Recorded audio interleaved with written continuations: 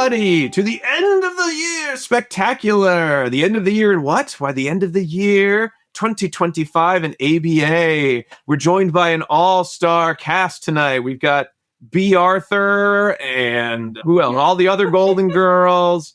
And of course, your favorite ABA podcast hosts from ABA Inside Track and Behavioral Observations. Let's go around the horn. So, because the Golden Girls haven't arrived yet. So who is actually here at the moment? Well, there's me, Robert Perry Cruz. Hello. Who else is here?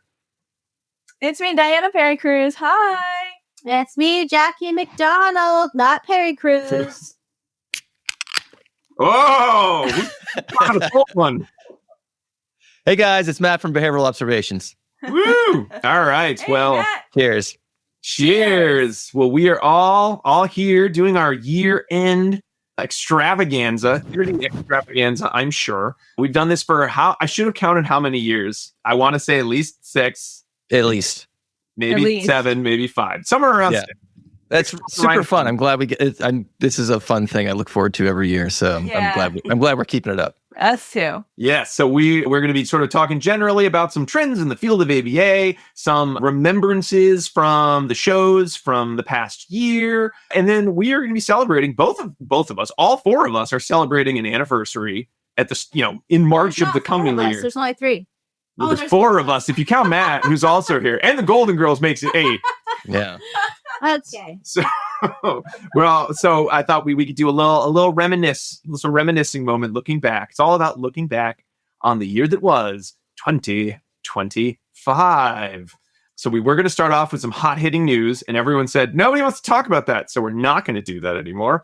So instead, I thought let's kind of start just with like a round robin of what have you found to be kind of your thoughts on whether it's the state of ABA in 2025 or like positive things that you've seen in the past year that you're, excited about and hope continue into 2026. Why don't you start, Matt? Well, I mean, I think the elephant in the room, and this is something I'm probably the least competent to talk about, though, but that's never stopped me from opining on things anyway. And I think the listeners can probably guess what we're going to talk about is AI and applied behavior analysis. I mean, it's just everywhere, and everything is AI this and AI that, and there's lots of new tools that have come out and platforms that are leveraging these technologies. And at the same time, there's some very real concerns about like how much do we offload our work onto these systems?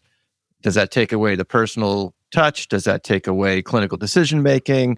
Et cetera, et cetera. So it's a really fascinating time to at least just be an observer of what's going on. As with many of these things, I think it'll all shake out. I don't stay up at night worrying about this stuff, but it is interesting and certainly things that we need to pay attention to. And I'll be interested to see where it goes. As a user, I don't have a lot of personal need for these sorts of things. I use ChatGPT here and there to, basically help with developing show notes for the episodes and things like that. But I don't do insurance-funded work, as just about everyone who listens to the podcast knows. I'm just a school consultant for my day job. I don't really use those tools that much in that regard. So, but for those in clinical practice and clinics and in-home services, et cetera, there's a lot of tools coming to the market, and it'll be interesting to see how that impacts the practice of behavior analysis. What do you guys think? Yeah, I mean, I'm kind of same boat as you, Matt, in terms of like my day job. Certainly for things like AI to speed up translations, to work with, a more diverse population of families. So it's sort of doing like auto translating like teachers' notes and I mean, that seems like a low hanging AI fruit. Like we've been able to do that for a long time, but that has been really great to just have software that just automatically does it. So we don't have to be like, oh, who's going to be the translator? How are we going to talk to this family? How can we communicate? And it's just like one more hurdle to deal with. Like maybe it's not worth trying to communicate, which is never the right answer. That's the wrong answer. I know that's the wrong answer, but there was a reality of I don't have the language to translate. We don't have access to a translator in a district. It's hard, but now so many of those kind of software tools are available that teachers are just like, everyone gets everything all the time. We don't have to worry about parents send messages back. So in some ways it has opened up communication. And I feel like anyone talks to me for a while, Matt, I'm kind of the same as you of like, I'm concerned about this, and I don't know if I like it. And I don't have a day-to-day experience. And if I worked in a job if I were like applying for a new job and they told me like, well, what's your AI use like? And that was going to be a deal breaker. I would say, I don't want your job. I'd rather be unemployed because I'm mad about this. I would be like, I use it to be like, what should I eat this week? Yeah. Yeah. So I don't know. And I think so much of it is that the money has been in the large language models, which I think some AI experts are talking about, is there a utility to that? And you just get the sense that it feels like one more marketing tool. And maybe there'll be a big old bust. And then 5 years later, they'll actually be like the good AI that we really were hoping for that does make change. It does cut out some jobs, but we're all kind of like happy with it. To be in general, like this feels additive. Whereas AI right now, I just feel like all I think about are like social media use of AI, and I don't care. I know that's not it, but I feel like that's all I see. So there's a company I work with, and they've sponsored some of the shows on behavioral observation. So if you'll kind of indulge me here in a little bit, called Frontera, and they're doing some really innovative things in terms of speeding up the insurance authorization process. In terms of, that's just one of the many things that they're doing. And so I think there's a lot of efficiencies that can be brought to bear in clinical practice, basically allowing more time for, client to therapist interaction.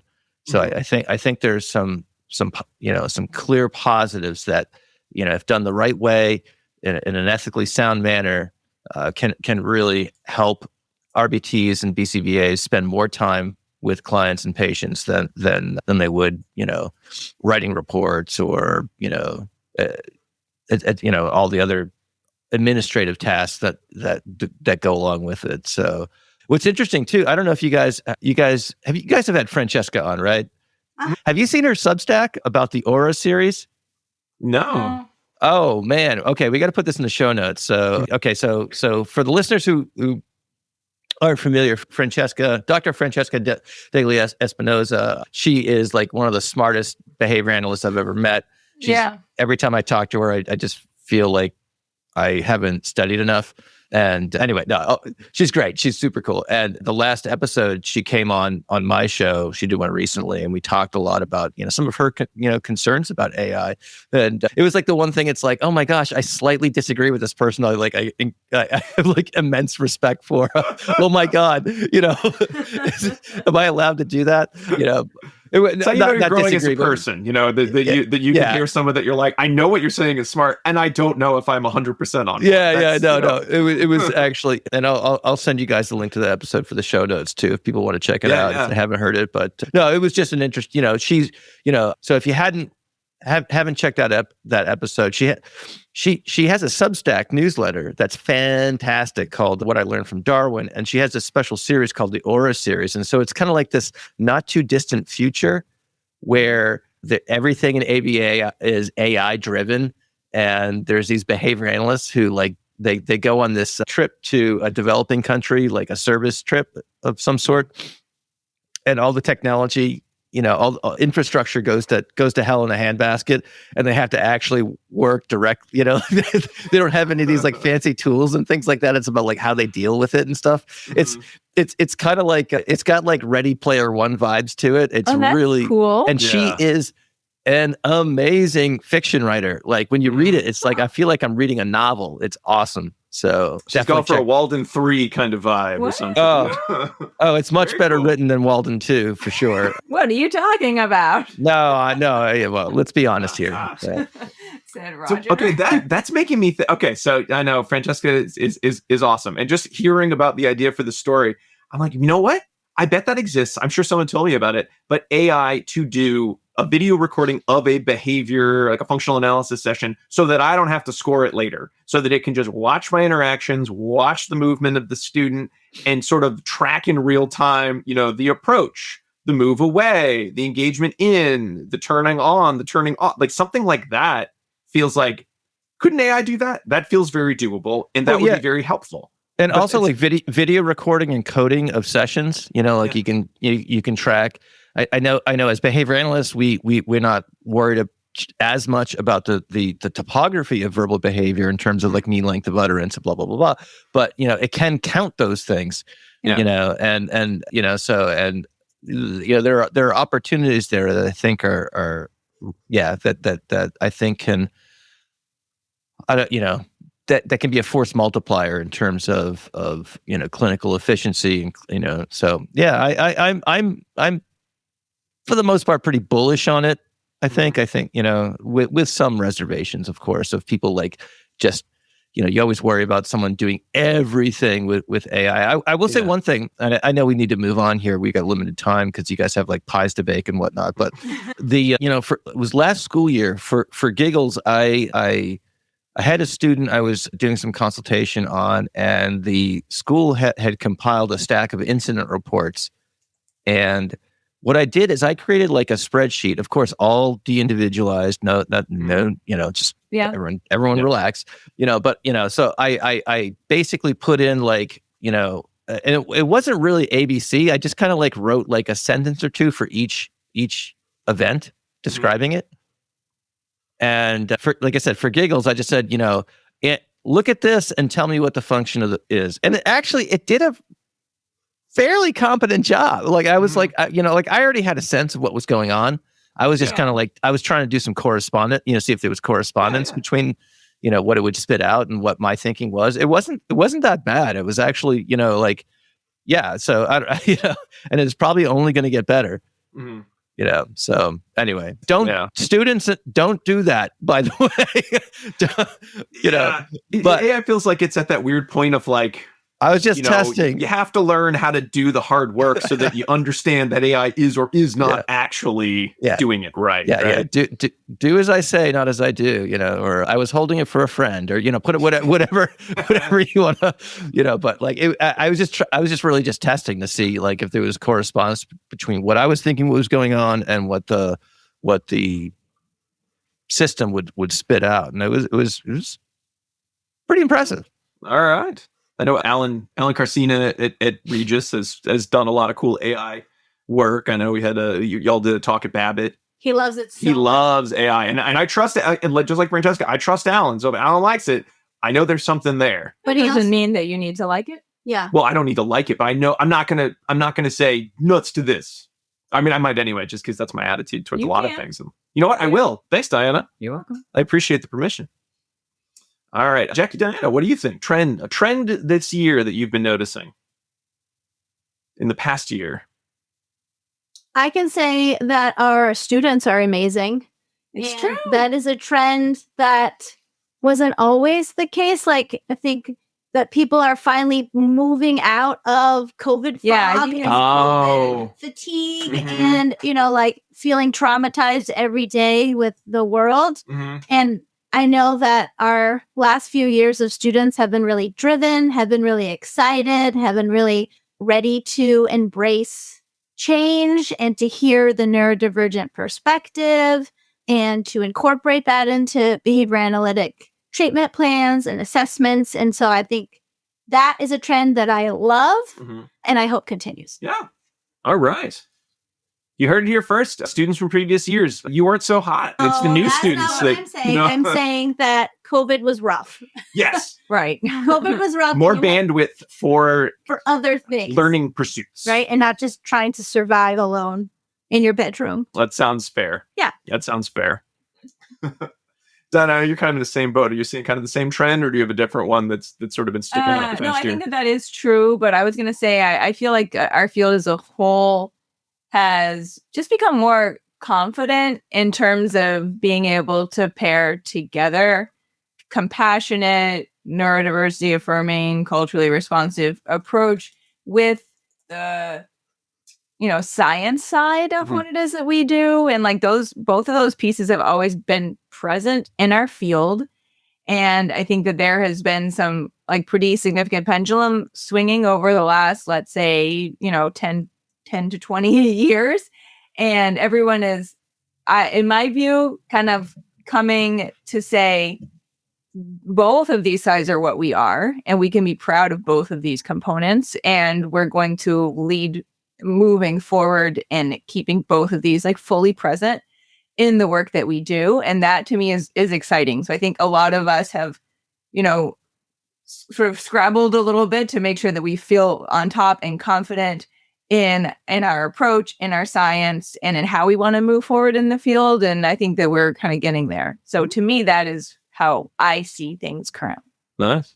And I'll wrap up. I kind of a similar vein, then. I feel like the field, again, maybe it's that sense of we kind of know who we are and who we want to be better than we have in other years. But I do really feel like the idea of collaborating with other people as an active role where we are just a member of a team rather than the smartest member of a team that will tell everyone what to do. I've definitely seen that more all of Babbitt this year was on the idea of collaboration. Matt, I know you spoke at the Babbitt Social this previous spring, and we're talking about motivational interviewing. And I don't know how much feedback you got from folks, but I would assume it was similar to when I first heard about it of, man, we should be talking about this way more in the work we're doing. So much of this is, I think, so able to be explained as behavior of change. And I feel like a couple years before that, you get a couple people talking about it and a couple people being like, that's not behavior analysis. That doesn't count. And I feel like everyone is more willing to be open about, well, what is human behavior, and more stuff that we feel comfortable. I think we can explain this as behavior, and therefore we should be a part of learning more about it and reaching out a little bit more. So, Rob, the talk you're referring to is the one that not just I did, but it was a collaboration between myself and Dr. Kara Regan.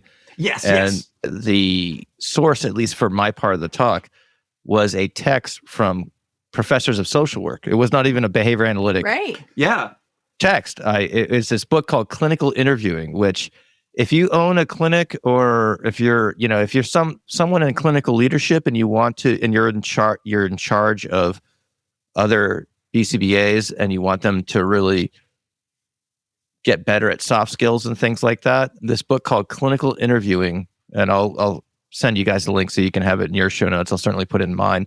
I've gifted this book to many people. It's amazing. When you read it, it's like, of course, it's like one of those things you read and it's like, oh my gosh, this makes so much sense. Yeah, right. So yeah, and we were able to put together a talk that was, I think relatively, made sense, aligned with behavior analytic principles, but the source material was from the social work field about, how to gain rapport, what groundwork that you need to lay before you even start thinking about providing recommendations and things like that. So that's one area where I think it's one example of being able to draw from a different field, shoot it through a behavioral lens so you understand the principles that underpin it, of course, but is I think we need more of that. So yeah. And I don't know, this year it felt more like you could come out and be like, I'm going to learn about this from another field, and I'm going to put my behavioral lens on it. Maybe it will be, maybe it won't be behavior analytic when it comes to it, but I'm comfortable saying, let's learn about this because other people are interested, and why aren't we? And maybe we'll decide why we're not, but maybe we'll decide we are interested, and there's more we can add to the process. Yep, we still need to maintain some skepticism, of course. Yes. Like what's the saying? Keep an open mind, but not so open that your brain falls out. Who said that? I don't know. Diana, I cut you off. I'm sorry. Please. It sounds like Mark Twain. One, but I don't actually know who said that. I was just going to say, I feel like we are more confident in our humility, if that makes sense. That's like an oxymoron. No, but we can sit and listen to an idea that we're not uncomfortable with and not be like, oh, this idea's wrong. That's not how it works. I'm so freaking humble. I'm so freaking humble. No one's more humble than me.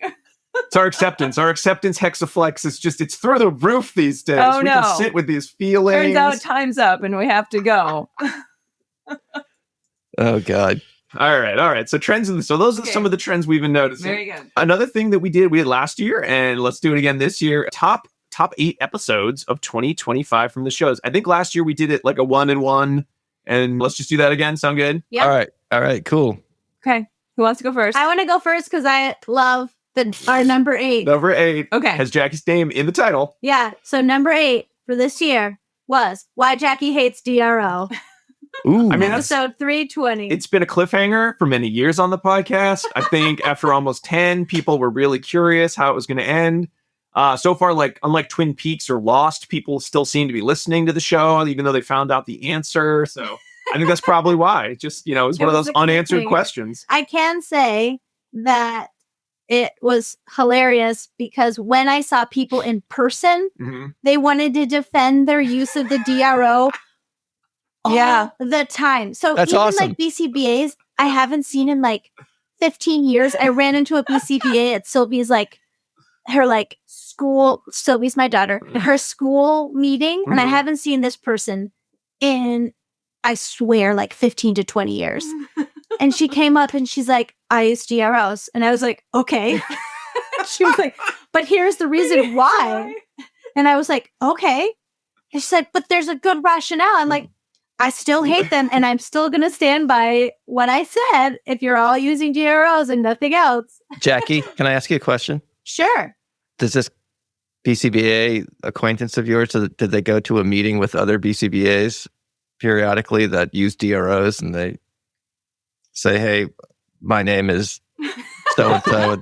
Maybe, right? It's been 3 days since I used a DRO. So that actually, I think for me, what's wrong? I have to admit, I haven't listened. I should listen to those shows and find out the reason for the hate. It's fine.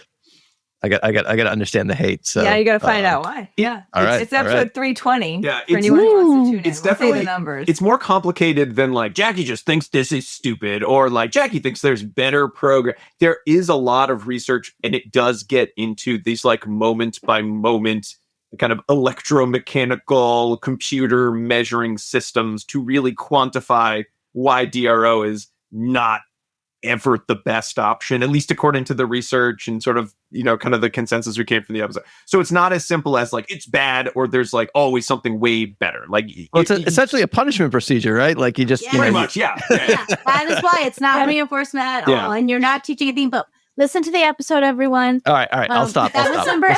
I just thought it was funny that people have like been actively coming up so we've had a lot of and online as well. Online people are commenting, emailing me on our Patreon. Yep. Oh, that's so awesome. That means you really hit a nerve there. I hit a nerve. No, in a good way. That means that's great podcasting right there. So kudos to you guys. Challenged people's thoughts on what they are currently doing, and they're not happy about it. Yeah. So in 2026, every episode will be titled "Why Blank is Awful," and we'll be like engagement through the roof. I'm gonna steal that, guys. Don't worry, man. Just between both of us, everything is just everything's bad. No. Why I hate X. Yep. Y or there Z. We go. But so that was our number 8. What was your number 8, Matt? My number 8. So it's a little weird because all right, I'm going to kind of get in the weeds here a little bit because I did a couple of things. One is I looked at the way I define. So I looked at downloads after 30 days of publication. Okay. Because I just went to a website and typed in, what are the top highest rated podcasts of 2025 ABA Inside Track? And these are the ones they gave me. You went to Claude and said, what are the best to ABA Inside Track? Yep. So no, I went to my stats and looked at the downloads after 30 days. And what that means is that there are, we're recording this on December 5th. And so that means there's a number of episodes that we've both published that are not captured by these data. So I had to kind of reach back into 2024 slightly. Okay. So that altered the calculus here a little bit. So, all right. So there's some really like that Francesca episode I was just talking about. That was out of the running for this because it missed the cutoff because it hasn't been out for 30 days. All right. Having said that, let's see. I'll go with episode 313. It was on Ascent with Cody Morris. Oh, yeah. Oh, yeah. Cody's great. Cody is the man. He's so good. And you guys have had him on, right? We have, yeah. Yeah.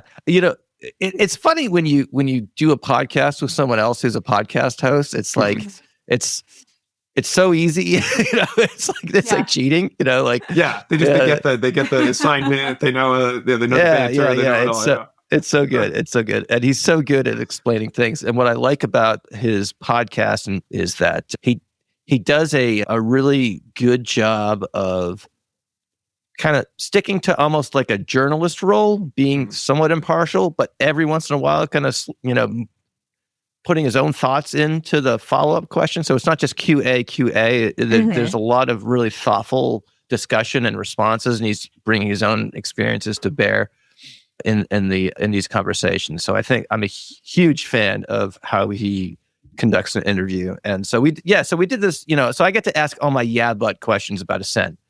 And because I'm a knuckle dragger with some of these things, and he was a really good sport about it. So I think if people want a really nuanced discussion that's not just cookie cutter, it's not like one size fits all or whatever, they should read the article that he published in Java that came out recently. And B, if they want the Cliff Notes version, listen to the podcast that we did in session 313. Nice. Yeah, Cody is a guy. I remember we had him on. I think one of the things that when you do a podcast, as long as we've been doing it, we'll like see people at conferences and we'll have them on the show. Like, they were on pretty recently, right? And you'll look back and you're like, that was like 5 years ago. Yeah, have them on the show again. Exactly. But you just don't notice until you're looking at the list. But yes, Cody is really, really excellent. And yes, understands the podcast game. Yeah, he's such an interesting guy. He seems like he's never afraid to like touch the third rail of whatever topic it is that he wants to learn about, right? Well, he's Midwestern nice, so it's like, how do you get upset at it? Let's do number 7. Yeah. Lucky number 7. Number 7 for ABA Inside Track was episode 328, Water Safety Skills. This was just a brand new episode, so I think that's why it's showing up more specifically than any other resonated, reason. Apparently. That's what the algo said. Yeah. But it was a good one. We talked about water safety, which is a really important skill. And a lot in the news recently, there have been many, many children that have not made it. Yeah. Water. And so I think maybe that may have. I think it's just it's only been out, so it looks like it's been downloaded a lot. Yeah, maybe. Because it just came out like last month. No. Well, the number one, no spoilers, but this is good information. Number one way to prevent danger in the water is swimming, learning to swim. Thank you. Yeah, there's more to it than that, but that is important. Everyone's learning. Okay, what's your number? Move to the desert. Or move to the desert. That's number 2. All right. So what are we on? Number 6? No, you're number 7, You're Matt. number 7. Oh, my number 7. Oh, my number 7 is these. Oh, no, I'm sorry. No, okay. Yeah. That would be the episode on trauma with, I just lost the link there. We're, hey audience, we've been having issues here. Where did it go? It was we're going to leave good. in the 20 minutes that we couldn't record because of technical issues. I'm just going to put in blank space just so they feel it. They feel the recording. It was with Gabby Morgan and David Adams. Trauma-informed behavior analysis, a guide for BCBAs. So, yeah, again, it's one of those topics that is, it's been an area of focus over the last few years. And, it was an interesting episode because, David in particular is a clinical psychologist, and he's also been a foster parent to kids with, very difficult, a lot of adverse experiences and things like that. So it was a interesting conversation talking about the neurobiology of trauma, the interaction between respondent and operant conditioning, and some of his parenting experiences. So Gabby and David did a really good job on that one. So if folks missed that, they should go check it out. That's excellent. We're on number 6. Our number 6 was family supports and contextual treatment planning, which I think probably number 309. Yeah, number 309. I think a lot of it is if you put out something that's either a cultural or ethics episode, those are ones that people always want to I'm hoping that they just love learning about ethics and cultural thing, as opposed to, hey, that is the CE type that I need more of.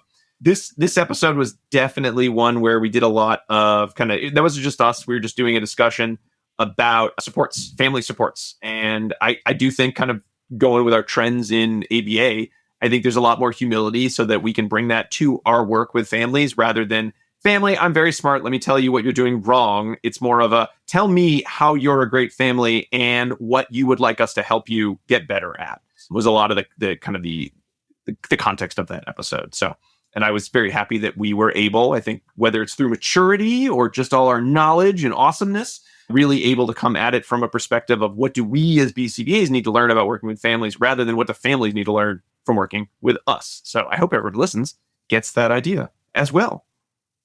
Right on.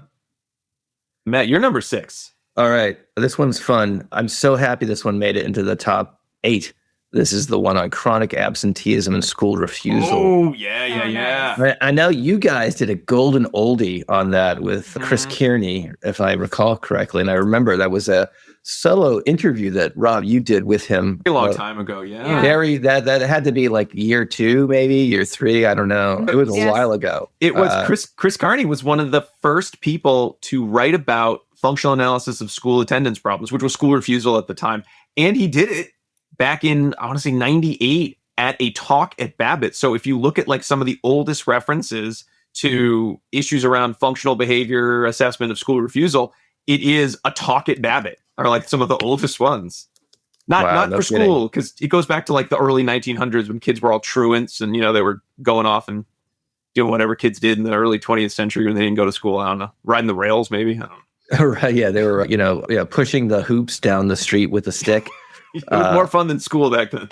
Yeah, so this is with Kristen McNeely. She's a clinician, kind of trained as a licensed clinical mental health counselor, if I'm not mistaken, and started doing some work in schools. And now she supports, her work is basically with parents to help them, kind of reduce parental accommodations, like over accommodations, that is, for, these are my words, not hers. So if I mischaracterize it, you can yell at me and not Kristen. But yeah, and what was special about this episode, it was session 300, and I didn't make a big deal out of it, other than the fact that like I thought it was a perfect episode 300 because it was a very under noticed area where behavior analysis can make a difference, and which is one of the motivations starting the podcast in the first place. So we weren't talking about functional analysis. We weren't talking about Mans and Tax. We weren't talking about BST, or, not to say those things aren't unimportant, but this was a really novel application of behavior analytic principles to solve a hugely socially significant problem. And so I was so happy that this one made it, and that it got the notoriety it did. Nice. And Matt, I love that you had someone who was talking about it from the parent treatment perspective, because you see that in some of the literature, but most of it is about what is the school doing to help the family, but mostly to help the kid. So to have that parent, we have a parent group here in Massachusetts. Actually, I saw them do a talk last year, 2 years ago, that was on a similar subject. And it was really eye-opening to come at it from the perspective of how is this impacting the family, rather than the traditional, like, well, if you tried harder as a family, your kid would go to school. That's a non-starter. Yeah, the whole idea of parental accommodation is huge. And in the show notes to that particular episode, she references a couple books, which I ended up buying and reading, and they were just fantastic and kind of opened my eyes on some of those issues. Nice. Did you say open your AIs? All right, Jackie, number five. Number 5 was episode 318, Predicting and Preventing Mass Shootings, with Dr. James Mendel. This is one of the ones I met him at Babbitt at a table.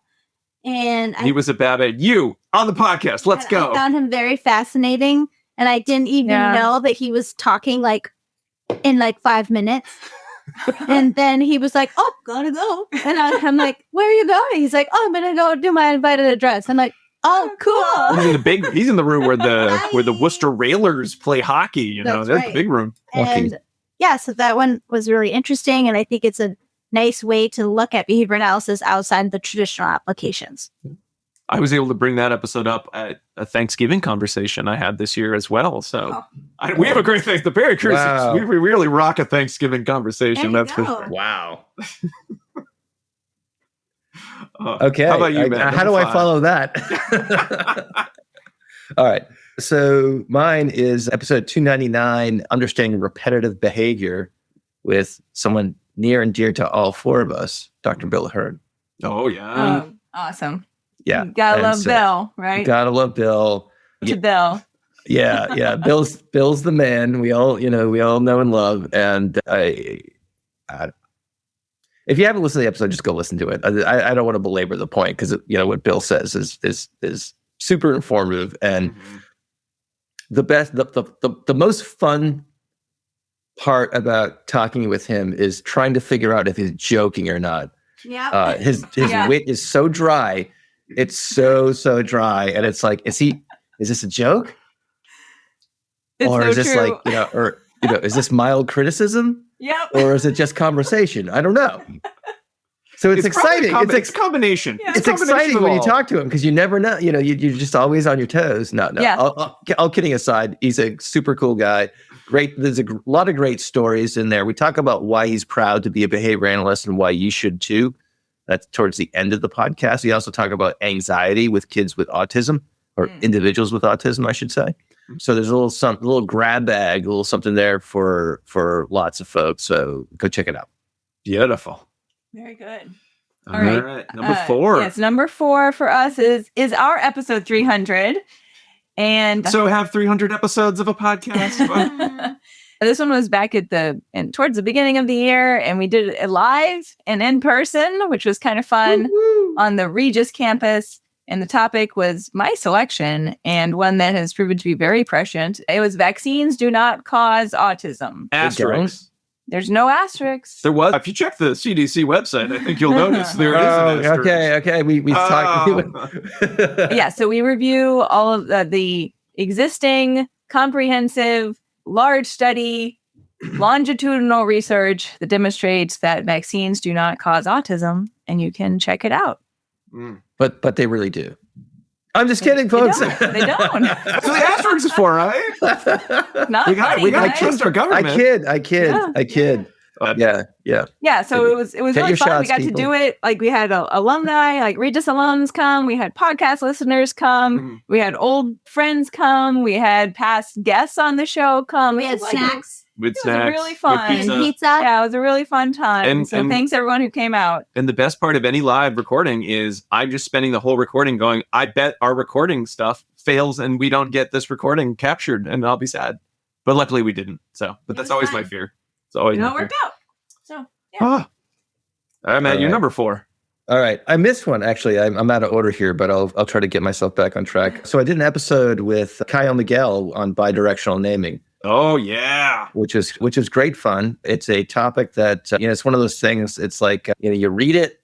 It's like while you're reading it, you get it, and you Right. walk away, and like you go check your email, or you go I don't know, make a cup of coffee or something like that, and you come back and it's like, oh man, all that information just left my head. Yeah. So Also, what talking to Billy Hearn is like. Yeah. exactly. Sometimes when I'm talking to either of them, like 2 weeks later, I'm like, oh, that's what that meant. Yeah. I feel like, in Memento, when the guy's like, get a piece of paper and write it down. Get a pice of paper and write it down. Like, exactly. That's how I am when I... Tattoo your bidirectional naming discussion on your body is the only way to keep it.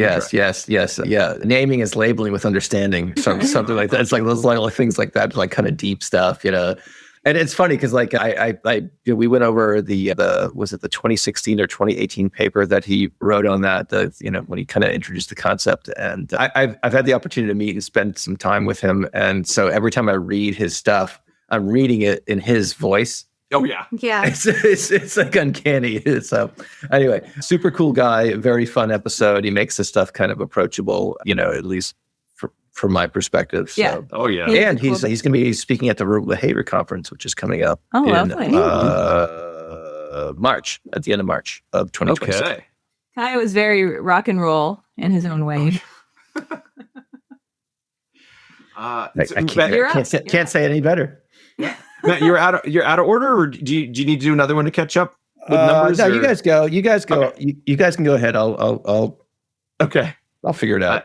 I think, what are we on? Number 3 is our number 3 was Behavioral Artistry Revisited with Dr. Amy Buxpan, who we Number 324. 324. We did an episode on behavioral artistry that apparently was not on our top 8 podcast, maybe because it was last year. Last year. Okay, it was last year. It's only this year. Okay. So we did that last year. And Amy reached out and said, hey, by the way, I wrote one of those articles you talked about. I'd like to talk about it more. Which you think No, new article. Oh, she had a new article. Because we had a lot of questions about the old article, and she said, I just happened to write a new article that addresses all of the questions that you guys had.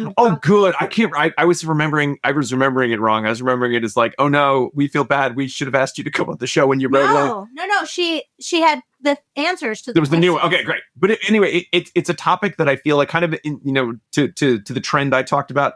This idea of thinking about being a behavior analyst as what is the artistry of it was something that really was very, again, alluring as an idea, because it's you work with so many people, and some people just get it. They're just so good, and not because they're BCBAs, just because they just get working with people. And some people with all the training, it's like they're not the greatest clinicians. Why? Oh, yeah. Like, what is it? Like, what's that unnameable?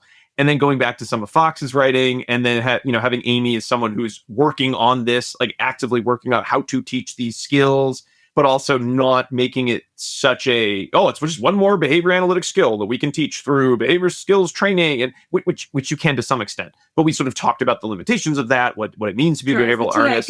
Procedure. It was the TIPS. It was the TIPS procedure, which is a lot like BST. But just a lot of fun to have on. And again, just a guest who, gets the podcast medium of like, some of this needs to be just like very, deep thought, good conversation, everyone learns something, but some of it also just needs to be like a ton of fun to talk about too. Like, it needs to be exciting. So did you say just that was a lot 328? 324. 324. I missed that one. I'm going to have to check that out. That sounds right up my alley. Oh, I mean, she's cool. Yeah, if you haven't spoken to her too, Matt, like behavioral artistry, I think is a topic that I'm sure you've seen some of it, but it definitely one that I think is very in line with like the work that you do. And I just loved reading about it. It was like one of those like, yes, this is the thing I've been talking about, but haven't written down or named. I just kind of vibed out it as a thing. So someone had done it. Hooray! Sweet. All right. What's your number 3, Matt? My number 3 is Jamie Salter and Katie Croakey talking about self and match and self-management. Oh. I was actually surprised. It's like I had some episodes that I was not that I thought that they were unpopular or anything like that. I just, you never know what resonates with the audience, right? I'm sure you guys have this experience. Like you put something out and it's like, oh wow, people are really, kind of dug that. And I just didn't see that coming. And so these are 2 folks that developed. I don't know if are you familiar with the self and match? It's a self-management curriculum. And what I love about this is, kind of falls along like the idea of implementation science. Like they're not recreating the wheel. They're making the wheel more accessible to other people and getting it out there and getting they're this making stuff. It rounder. Yeah, they're making it. It's so the wheel is so round. It's so round. It just rolls so smooth now. That's right. It's the greatest wheel. It's the roundest wheel. Anyway, so where was I? But they have this curriculum called Self and Match, and these guys are out there presenting at mainstream educational conferences. Yeah. They're out there in school districts, teaching people to implement, kind of basic self-management interventions, basic reinforcement systems and things like that. And they're making it very accessible to folks. And I it's just one of those things. It's like more of this, please, to kind of paraphrase Pat Fryman. And I just think that the work that they do is outstanding. I've gotten to know them personally a little bit too, and they're just really great people as well. So I'm really happy to see that episode resonate so strongly with the audience. Very nice. That's super cool. Yeah. All right, we're coming up around the bend. Number 2, Jackie. Number 2 is disability affirming supervision. That's episode 321. Ooh. And that one is likely because it is a supervision episode. And that's usually high on the most listened. That's not our only. We did a bunch of supervision episodes. Actually, yeah. So the fact that one came out as number 2, there's got to be more to it than just supervision. I'd like to think it's because we chose a topic that we don't see a lot publications about in behavior analysis necessarily. More, but not as much. And this one was specifically around how you supervise your supervisees that may or may not have a disability, specifically disability. Yep. And so that's something that it was new in the research this year. And so it was exciting. Yeah. Yeah. That was one of my favorites. I know that. It was a lot of fun to learn about. Yeah. Talk about, discuss. It made me very excited. It's nice to know there's more supervision. Covered an article by Grace Echo Jojo, and that episode is awesome. Yeah. I just love that name too. Great name. And then it ties into the talk that you and I did on UDL as well. Mm-hmm. Which is not on the podcast. No, it's a different it's thing. our job. Yeah. No, it's for Babbitt. Oh yeah, Babbitt. Yeah. Okay. All right. I'm at you number 2. Okay, another set of guests that are near and dear to my heart is, I didn't realize this until I actually looked at the stats, but it's my good friends, dear friends, and business partners, Anika Costa and Dr. Polly Gavoni. Oh yeah. Cool. And I when I put this information together, I shot them a text. I'm like, by the way, you guys are like, almost the top, the number one number podcast 2. in 20. Yeah. Well, technically, as far as the I'll put the asterisk. They are kind of asterisk number 1. When we get to the number 1, I'll provide some context as to why that asterisk is there. Okay. But yeah, so they came on to talk about motivational interviewing, and these are also people that go out and work in school districts at scale. They they do a lot of work at the state level. They've done a lot of work with like the Hawaii DOE, South Carolina, West Virginia. They're all over the place, and it's just I'm really lucky that they've I've kind of hooked on to them a little bit to do some of the stuff we were doing over at the Behavioral Toolbox. But that episode, Rob, to your earlier point about becoming more interested in motivational interviewing, we talked about that a little bit in that episode, and basically about how interested I was in motivational interviewing. Yeah. The entire episode was about you, and so honored, Matt. Thank you. And how we need to approach Rob with open-ended questions. And, and the ruler and the whole 9 yards. I need affirmations. Ask my co-hosts. I need constant affirmations. It starts with asking open-ended questions, and then anyway. So, all kidding aside, that was session 286. That was one of the first episodes in 2025. Nice. Polly has a book as a supervision or leadership book. Am I thinking about that right? Polly is a savant in terms of writing productivity. But it's like positional authority. Positional authority, yeah. Yeah, right? Okay. That guy writes a book a month. It seems like it, but I know that's on our short list for a supervision September read. So. You should, I'm sure he'd love to come on and talk about it too. If we do it, we'll have him on. He is also, I think, on the short list of like why would we have Julio? Yeah. So that he literally writes a book. I mean, his level of productivity is off the charts. It makes me feel terrible inside. I know those people. Those people who just are working hard to like teach other people new things. Like, how dare they? How dare they make the rest of us feel lazy? I don't like that. No. Yeah. Crossed off the list. I don't want to talk to you, Paul. You make me feel bad. No. He just came off a cruise, so it's Oh, okay. So this will be the good time. All good. All right. I think we're coming around to number 1. All Diana. right. Whoa, how exciting! What was I our get to number do one? number 1 for us. Oh, thank you. Drum roll. Our number 1 episode was episode 305, which is ableism and the medical model of disability, which I was excited to talk about. This is something I talk about in my class as well. We talk about the medical and the social models of disability and how that ties into ableism. We had a sisters episode, I guess, about ableism in the education system. Mm-hmm. That one didn't rank, though. Oh, maybe it was the previous year. I think it was It was 295, so it might have been in like December of last year, perhaps. So, yeah. That was number 1. Yeah. All right. And how do we... If I do this, what will happen? It will make terrible sounds. Please don't do that. That's too loud. All right. If I do this. All right. So my number 1 episode actually was in December of last year. Oh, because it missed the cutoff. Oh, okay. All right. So there's the asterisk I foreshadowed. We will allow it because it is a special episode. Judges? We're going to allow it. Just this once, young man. East Germany allows it. I'm getting word. I'll allow it. That's right. East Germany says yes. Still waiting on the checks. All right. So doubling the downloads of all the other heretofore mentioned episodes was session 283 with this up and coming behavior analyst. You may not have heard of him. His name is Greg something. I'm blanking on his last name. It begins with Hanley. Yeah, Greg Hanley. Yeah. Uh-huh. So anyway, so Greg came on, and I published this. Actually, I published this like right around the same time we published the year in review for last year. Mm-hmm. And as such, it didn't fall into the catchment area of what we're talking about this year, and it was downloaded again more than twice as much as all the other episodes that we've discussed thus far. Because I mean, he Greg can come on the podcast and basically read the yellow pages, and I think it would be a hit. So, anyway. Is that so what he did on that episode, Matt? Or he did? Yeah.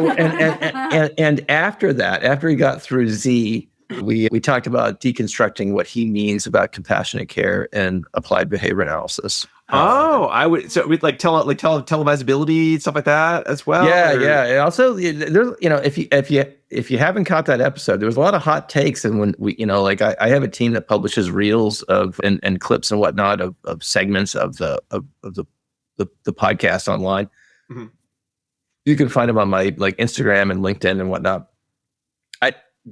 I don't think it'll be too controversial to say, but Greg's at the point in his career where he says what he wants. Yeah. He says what he's letting it fly. He says what he wants to back. That's been a couple of years, I think. Yeah. Exactly. And so there's some really, so some of those posts that went on LinkedIn, got a lot of discussion, as it were. And so it was really, really interesting. I'll see if I can find the LinkedIn thread. Cool. And send it to you guys for the show notes. But it was a lot of a lot of people chopping it up, and things like that. So, really, really interesting. And whether you agree or not with him, it's good to provoke that thought, in terms of how we approach these things, particularly as it relates to social validity, socially valid outcomes that transcend highly staffed, highly trained settings and whatnot. So, yeah, I thought it was a really interesting discussion. Very nice. Very nice. All right. So lots of fun, lots of stuff. So folks, if you're listening to this, this is your first episode of either of our shows. You have a lot of other episodes you probably should have listened to first, but I'm glad you're here. A lot of homework to do now. All right. Well, wait, can I tell you something really quick? Go for it. Yeah, please. Someone reached out, one of our old friends, and was like, I listened to the podcast. And I listened so much because it's December, right? So many of us are renewing right now. She's like, I listened so much that I thought we were actually friends. But then I realized that you don't have an 8-month-old child because she listened to an old And then she's like, do you have an 8-month-old child? And she's like, oh, yeah, it's an old episode. So time has moved. I just think that time has continued to go forward. Oh, well, I think that brings us to last thing. We're both approaching, speaking of time moving on, this upcoming year, 2026 in ABA. I think one of the most important things is that we've got 2 ABA podcasts that have been going on for 10 years. If we make it through January and February into March, we'll have all made it for 10 years of doing this stuff. So I'm sure we'll be doing 10-year retrospectives and all that jazz. But I thought what might be fun, since there's not a lot of us out there who can have a conversation of, hey, I started an ABA podcast, and some of my influences for us, we're not ABA podcasts, because I think other than some clips Amanda Kelly had put out before us, I don't think we didn't have a model that we were going off of, or at least that I knew of. Yeah, right? there were to my knowledge, there were 3 people who that put out podcasts before we did, and that was you're correct, Amanda Kelly being one of them. Rick Cabina did a precision teaching podcast. Mm-hmm. Jabba actually put out a few podcasts. I think Matt Norman did a few shows, and then he threw his hands up saying this is too much work. And DJ Moran had a podcast about ACT, but DJ Moran's a behavior analyst. I mean, he's a psychologist, but he's a behavior analyst. He calls himself a radical behavior analyst, and but it was mainly ACT based, but it certainly was one of the shows I listened to when I was kind of thinking about how I wanted to do behavioral observations. So I would say those 4 are the people who existed before either of us did. But I think we're the kind of are you guys familiar with the beer called Yingling? Yeah.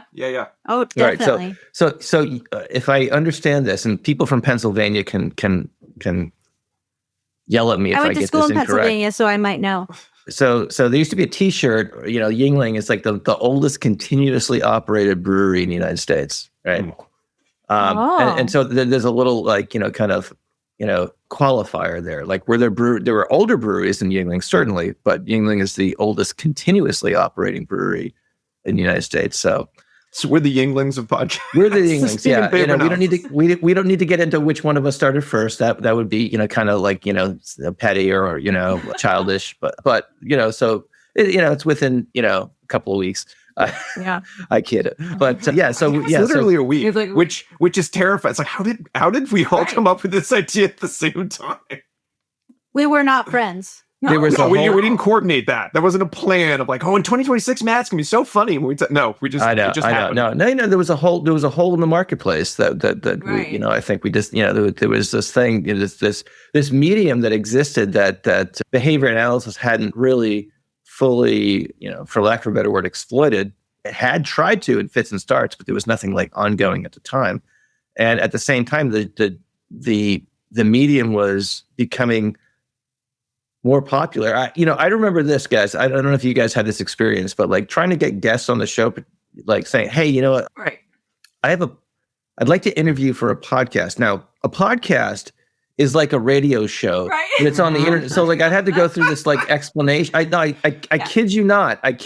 Like I would have to go through this with many, many guests at the beginning because podcast was not a household term. It's like if you were into tech and whatnot, you kind of knew what it was. And it really is crazy that I think the two of us, or the four of us, I suppose, the two podcasts, we kind of caught the wave at the right time. Yeah. To use a surfing analogy. And it's crazy to see how everything kind of took off after that. Yeah, it was sort of post-serial, making it so people are like, podcasts, but before every celebrity had their own podcast about like, I'm going to tell you about a book I read, or I'm going to tell you a thing, fine, whatever. So yeah, I think we did hit that kind of that sweet spot of it. Wasn't so nobody knows what this is, but it also wasn't something everyone had one of. So yeah, but what the thing I kind of wanted us to briefly say, maybe we share one show, is because, other than a couple of those, kind of pre our shows, most of what we probably learned about podcasts came from other podcasts that had nothing to do with behavior analysis. So I'd love to hear everyone's, what was the show that you were like, this actually is not a behavior analytic thing at all, but there was just something about that show that I wanted to bring to my show from a totally different field. I'll go first because I had nothing. I did not listen to podcasts. We're on my podcast, Jackie. I was on it, but I didn't listen to it. And I didn't listen to podcasts at the time. Okay. So. Not even your own that you were a guest on. No. Before us, when I had my own podcast for a year. Music. Yeah. I did not. No. Okay. So Jackie had no experience. None. How about you, Donna? Well, I don't know which one you're going to say, because I feel like there are two that probably largely influence us together. So why don't you go first? No, I have like three or four, and I know there's at least one that you never listened to. So you should. Well, you said we could each pick one. That's right. I'm not picking three or four. I said I have three or four. So if you pick one, I still got two or three. Okay. Well, there is a offbeat quiz show and radio podcast that we listen to called Good Job Brain, a trivia podcast. I missed a word in there. And it had, at the start of it, it had four different hosts. They each had their own, perspective and personalities on things. And they were really interactive and just fun to listen to. You felt like they were your friends. They told a lot of jokes and, had kept things just really interesting. And it seemed like they were really curious about life and had a lot to bring to their show. And so I think that they were a big influence for us. Even the way at the end we say bye, like that is basically like from their show. Yep. So that is definitely an influence. That's how I just say bye, though. Bye. Are you sure it isn't just after all these episodes of our podcast? It's incepted into you? I think so. No, okay. Matt, do you want to go next? Yeah, I have a couple, and they're more from like the kind of business and entrepreneurial kind of space, if you will. So I listen to a lot of the Tim Ferriss podcasts, Tim Ferriss show, especially early on. I haven't listened to him in years, to be quite actually all the podcasts I'm going to mention I haven't listened to in years, but like at the time of discovering podcasts and thinking about creating my own, I was listening to these people a lot because they were interview-based shows mostly. And when I realized that that's the direction I want to take my, kind of new media outreach, because I was actually thinking about, okay, do I do a YouTube channel? Do I do a blog, or do I do a podcast? I wanted to do something kind of creative. I started listening to these shows, and it really, they were kind of mild. So Tim Ferriss, there's a guy named Pat Flynn that's out there. He did a lot of shows on, again, it's like a lot of online kind of entrepreneurship. And then there was kind of a show called the Solopreneur Hour with this guy named Michael O'Neill, who's kind of a nutcase in a lovable way. But he had a really kind of loose, long form interview style, not a lot of editing, very relaxed. And I think between the three of those, I kind of took a lot of influence from how to, in terms of framing how I'd want to have, an interview experience and present it to the audience. Awesome. Makes a lot of sense. Oh, yeah. I wish mine were more related to the field, but I think when I was listening to podcasts, I mostly came to it as I don't have time to play video games, but I used to love them as a kid, and I have my own children, so I'm too busy. Is there a podcast that will tell me what video games are available and or remind me of the old video games I used to like? And there is an old video game podcast, which I do still listen to. I don't want to hear new video games, just old video games, called Retronauts. And I think it was a real influence in that the original host, they have like a rotating set of hosts now, but he was just the most like laid back and like, I'm talking very analytically about this thing. And there was just something about the way the show worked of we're talking about this kind of, silly thing, but they brought this level of both passion and erudition to the topic. And I think it sort of captured in the guests, captured kind of some of the vibe we were going for when we started the show of this has to be a show that is both, this has to be a show that is about something. It has to be a show in which we're teaching, but it has to be a show in which we clearly, no matter how smarty it sounds or no matter how in the weeds we get, that sounds like we are just still so passionate and excited and having a good time. And that show always had that vibe, which, you're talking about video games. So I would hope that you can be I'm interested and excited about talking about video games. The same way you could talk about behavior analysis. I don't know if it's quite the same, but that was one that I was new for a very long time. So I think some of the kind of initial speech patterns and everything I sort of was taking from just having heard that show over and over again. So the pre-times. And now if you start an ABA podcast these days, I would hope you're saying I listened to Behavioral Observations and ABA Inside Track some, and I'm, what do I take from those shows I liked? So I don't know about you, if you guys have this experience, but I've had a lot of behavior analysts reach out to me over the years saying, I want to start a podcast. What advice do you have for me? And I actually struggle to answer the question because, I don't know. If I started Behavioral Observations today, given all the other podcasts out there, would I get the traction that I have now? Mm-hmm. Both of us, again, benefited from being way out ahead. And I don't mean that in any superiority type of no, we just got lucky. We started at the time we started. Yeah. Pure timing, and so, now there's a lot more there's a lot, many more podcasts out there. And I also see this too, people want to start a podcast and they start a podcast and they put out 5, 10, 15, 20 episodes and the podcasts go away because, the dirty little secret is it's a lot of work. Yes. It's almost 6:00 on a Friday night that we're recording this right now. We're, the four of us are committed to this, to this process. And we have been for over a decade, and haven't aged at all. No, we still look great. Yes. We still look great. Clearly. With all of my hair. The one thing that I actually really loved is that I made a slideshow for our 300th episode, and you could see all the lengths of my hair. It was short, long, medium, short, long, medium. It's true. But yeah, it's was there a bangs? Oh yeah, of course there was. There was multiple bangs. Okay, before I cut this pixie cut. Now that I'm growing it out, there'll be bangs again. Don't worry, Matt. They're coming back. Okay, all right. It's definitely it's never goodbye. It's just see you later with the bangs. Yeah, it's a real commitment though. Yeah. Bangs, and podcasting both. The same amount of same commitment. Right. When people are should I get bangs? It's well, how's your podcast going? Right. Hell yeah. The answer is always yes. Today? If not, then no, don't get bangs. Oh boy. I think we should just end it right there. Yeah, it's probably time to go. Time to go. Well, I hope everyone enjoyed listening to our year-end wrap-up for 2025. We've got so many exciting things coming out in 2026. So we'll come back and do this again next year. We'll tell you when they are later. They're great. We promise. Why would we tell you now?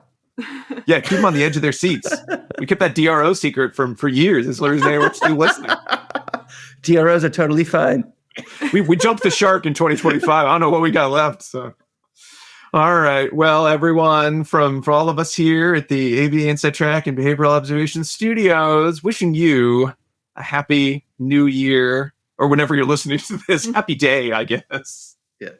Yay. All right. All right. Well, folks. bye. See ya. Bye. Bye.